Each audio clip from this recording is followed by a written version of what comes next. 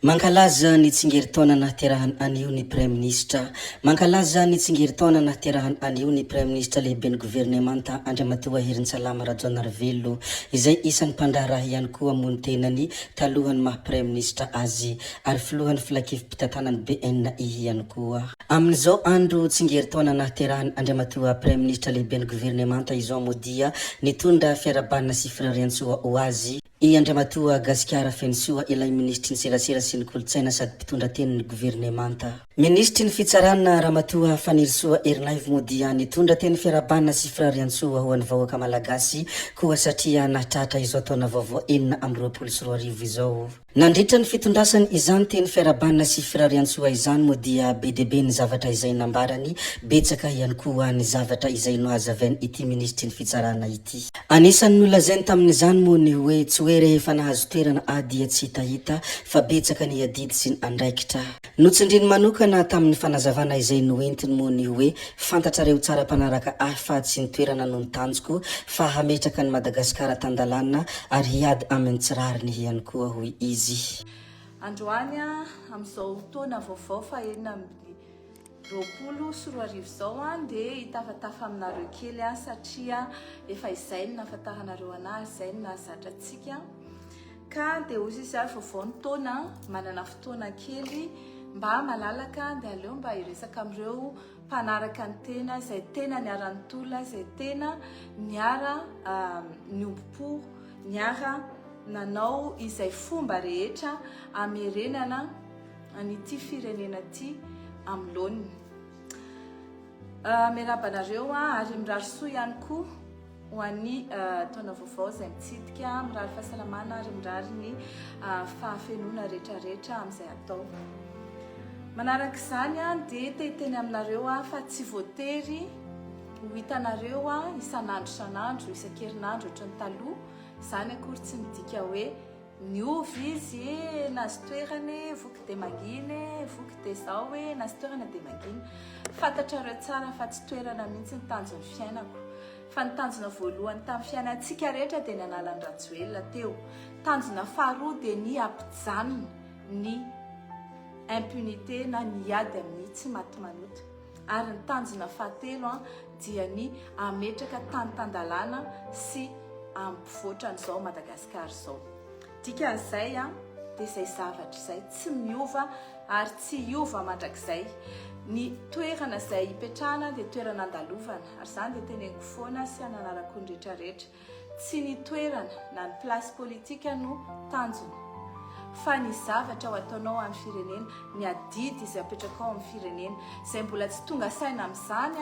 dia fataro hoe izay ny tanjona rehefa manao politika.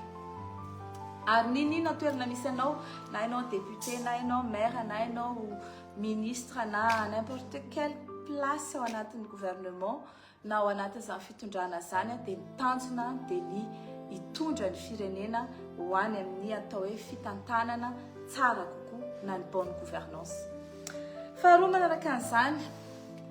hitantsika fa ity fitondrana izay nidirako ity dia fitondrana izay napetraka noho ny aspiration populaire. Tarihan'ny filohan'ny fanavaozana Mikael Randrianirina izay toanako ataontsika hoe za mampitena izay 1000%. Fantatro ny integritéany, fantatro ny zavatra ataony ary fantatro ny zavatra kasainy. Ary tadidiko tsara mihitsy tamin'ny entretien izay natao tamin'ny alohany anendrenana ho ministra dia napetraka ny fanontaniana hoe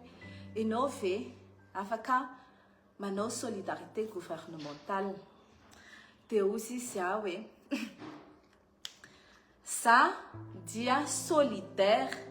amin'ny refondation, solidaire amina projet ary solidaire amin'izay fanavaozana tiana entina eto Madagasikara izay.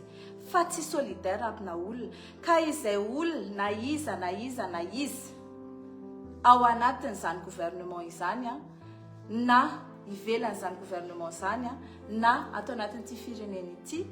ka tsy solidaire amin'izay projet fanavaozana sy fametrahana izany tany-tandalana sy izany hoe famerenana Madagasikara ny asany sy ny dignité an'izany dia tsy solidaire amin'izany olo izany. Hatreto ny filohan'ny fanavaozana dia mbola mijanona amin'izay ligne de conduite ary fa mino tanteraka mino arivo isanjato fa tsy miova amin'izay izy ary hitantsika fa nefa misy olona dia miezaka mandoto anay mianadahy mandoto amin'ny fomba rehetra miezaka amin'ny kritika ny zavatra rehetrarehetra tsy zavatra vita ao anatin'ny roa volana zany raha ohatra ka 12 taona no potehany firenena io ka aza tena hoe aza mila voatsiary ary ny olona izay miara-miasa aminay dia miara-miasa aminay andro aman'alina teny foana hoe tsisy mahazo miala lohaka eo satria zahay amin'ny 7 alina amin'ny 6 alina ndraindrairany amin'ny 12 alina vao mirava dia voatery miasa ary mahatsapa tena hoe tena miasa fa le olona mpitazana fotsiny sy mpitatyrakena no manao hoe fa ina ny ataonareo nareo atao ohatran'izao fotsiny ka ny tiako tenena dia izao tsy misy compte à rendre afa-tsy amin'ny vahoaka amin'ny intégrité amin'ny lalàna ny tenako ireo izay milaza hoe mpiara-mitolona zahay tsy izao ny tolonany rahana sy izao tsy tena mpiara-mitolo reny fa tandremo olona teanao abus reny isika no tadiaviny anao ny vendetta personnel tsy zany nefa no fitondrana firenena ny firenena dia misy ny atao hoe vérité c'est quoi la vérité ina zavatra tranga misy ny réconciliation avec les faits avec les gens zany tsy midika hoe se réconcilier amin'ny mpanao ratsy tsika jamais de la vie fa misy olona tsy maintsy sazina ary misy olona jerena ny zavatra taony ary misy olona koa dia victime le système dia izay zany mijery ao anatin'izao zava-misy ao iza daholo nanao inona qui a fait quoi qui l'a fait comment ary atraizany responsabilité ny tsirairay nambarany ity ministry ny fitsarana ity ihany koa Ramatoa Fanirisoa Erinaivo hoe raha mbola izaho Fanirisoa Erinaivo izy dia tsy misy hafaka manjakazaka ao anatin'ny fitsarana fa miasa araka ny tokony izy ny fitsarana satria hoe izy dia misy ny tanana izay efa zatra mitsotra misy ihany koa ireo efa zatra lalandrinina ka tsy ekena velively zany raha mbola izaho Fanirisoa no Fanirisoa hoy ny fanazavana izay noentiny ao anatin'izany rehetrarehetra zany dia misy olona koa tanana zatra mitsotra efa mieritreritra hoe raha izahay ny tonga eo pouvoir eo dia torina indray izao dia izahay koa anao ohatran'ny taloha dia mety hoe mieritreritra izy fa anao ohatran'ny taloha nefany eto iza Fanirisoa Erinaivo raha anao amin'ny domaine ny fitsarana aloha dia tsisy afaka anaovanao an'izany ary nomena ataontsika hoe bénéfice du doute daholo ny rehetrarehetra nomena deuxième chance daholo hoe atsaharo ny mauvaise pratique atsaharo ny corruption ary atsaharo ny fomba ratsy natao taloha fa manomboka izao dia miasa isika araka ny tokony ho izy mitsara isika araka ny tokony ho izy ary izay manaonao foana eo dia tsy ananana antra satria tolérance triple 0 mbola voavolana vitsivitsy lasa izay izahay no teo hoy Fanirisoa Erinaivo kanefa navita zavatra kely izahay na dia kely aza ny zavatra vitanay dia nampiova zavatra be debe hoy ity ministry ny fitsarana ity eo anatrehany ireo ezaka rehetra ireo hoy ity ministry ny fitsarana ity dia ny zavatra mila tsarona nefa dia misy olona dia tsy mety aminy ny hoe tsy mahitahita tsy mety aminy ihany koa ny hoe tsy afaka manao intervention ka miezaka manaratsy miezaka ihany koa mamaflenga mila mandinika tsara isika hoy Fanirisoa Erinaivo amin'ny ireny lainga izay afafy ireny ary nambarany fa noho ny ezaka izao fitondrany fanavozana izao no natonga ireo tsy maty manota izay tsy afaka mihetsika itsony anisany notsindriny tamin'izany mo Andriamatoa Mamravatomanga sy ny kontiny izay nogiazana sangy tsy ao fitsarana ihany fa misy any amin'ny toerana hafa koa mieritreritra hoe tsy mety aminazy ny zavatra izany tsy mety aminazy le hoe tsy afaka amin'ny intervention tsy mety aminazy le hoe tsy mahitahita dia miezaka manaratsy ny zavatra sy miezaka izay apetraka tena tsaroko hoe ay ro volana kaizay tao zany novembre premier novembre no nanomboka ny asa izay zao tsika 3 janvier dikan'izay ro volana angereto izay dikan'izay ny zavatra vitany ao tanatin'ny roa volana raha ho tany isaiko aminareo eto dia mety hoe kely fa nampiova zavatra be dia be satria tao anatin'izay 2 volana zay dia inona zavatra nitranga voalohany aloha 20 nisan'ny compte saisie any Mamy Ravatomanga sy ny orinasa rehetra izay nataony écran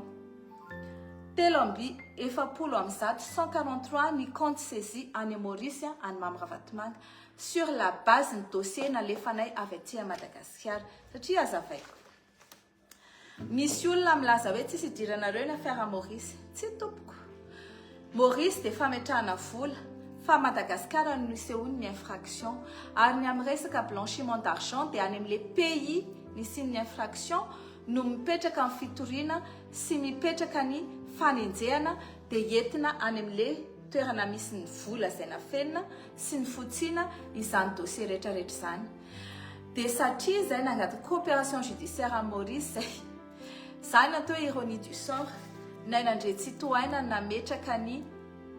coopération judiciaire à Mauriciana ary dia izy indrindra sy Mamy Ravatomanga sy ny firongony no iaran'izany coopération judiciaire any Maurice izany bravo tiako tenena dia izao na io ara izy napetraka zareo agence de recouvrement des avoirs illicites io dia ho ampiasaina rehefa niteny an'izany tamin'ny taloha raha tadidinareo hoe ho ampiasainy aminareo ne io ara io fa dia efa misaotra anareo nametraka anazy izao nareo tsy mampiasa an'ilay izy fa rehefa tonga eo hainay ny mampiasa an'io ary tadidio fahalalana mipetraka amina pays 420 izay nanaovanay convention io lay lazaiko iny nataonay tanatin'ny 2 volana tany Qatar izahay ary teto à Madagasikara ihany koa dia nanao convention miaraka amin'ny AICCC na ny atao hoe Agence internationale de lutte contre la corruption misy firenena 420 io izay misy andreo compte offshore maneran-tany ary mpikambanao anatin'izany Maurice, Seychelles, Londres, Singapour, Grande-Bretagne, Suisse sy ny pays maromaro hafa koa 420 araka ny teniko teo ka ireo firenena 420 ireo izay mety hisy vola malagasy na fenina no fotsiana na napetraka amina compte offshore tsy mazava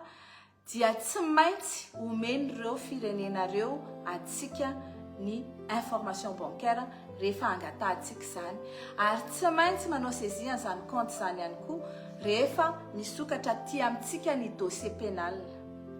ka amin'izao zany efa tsisy tsony izany hoe compte en Suisse na compte any amin'ny île Vierge britannique na any amin'ny île Caïman na ino moa ilay anankiray ry ka hoe tsy ho azo fa dia ho azontsika izany ny procédure fotsiny no elaela satria fantatrareo tsara fa ny fitsarana tsy misy vita anatin'ny 2 andro izany fa amam-bolana ary mandeha tsy kelikely le izy satria atao izay tsy apa vicier ny procédure izay tsy apa nul ny procédure dia atao par étape iza no enjehana rehefa ohatra ka minisitra io jerena sao dia haute cour de justice sao dia mila saisissevana raha député io jerena sao dia mila main levée d'immunité raha président de la république io dia jerena raha ohatra ka mila atao mise en accusation devant l'Assemblée nationale amin'izay